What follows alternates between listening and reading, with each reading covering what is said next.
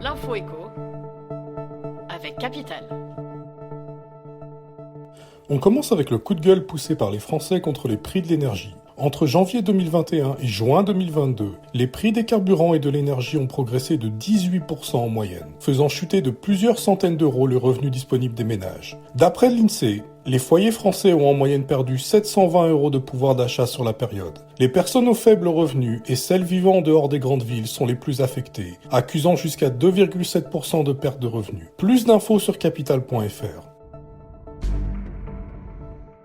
On enchaîne avec l'info pratique du jour qui concerne la CSG, la contribution sociale généralisée. Si vous êtes retraité, vous devez savoir que les seuils de revenus utilisés pour calculer le taux de CSG vont augmenter de 1,6% au 1er janvier 2023. Pour rappel, en fonction de leur revenu fiscal de référence, les retraités peuvent être exonérés de CSG ou avoir trois taux différents, 3,8, 6,6 ou 8,3%. Tout dépend donc de leurs revenus. Si vous êtes retraité, retrouvez sur notre site une estimation de votre taux de CSG en 2023. On poursuit avec le chiffre du jour, 2700 euros. C'est le montant annuel que les Français ont dépensé dans les soins remboursables par la Sécu en 2017, selon la Direction de la Recherche, des Études, de l'Évaluation et des Statistiques. Mais seuls 10% des patients concentrent 2/3 des dépenses de santé totale, chose qui peut s'expliquer par la variabilité des profils des patients. Retrouvez sur capital.fr le détail de ce que vous dépensez et de ce qui vous reste à charge selon votre âge et votre état de santé.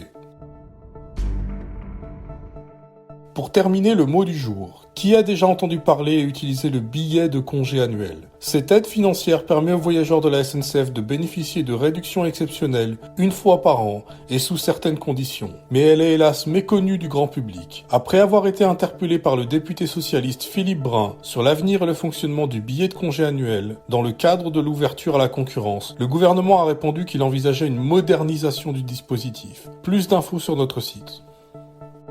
C'était l'info éco avec Capital.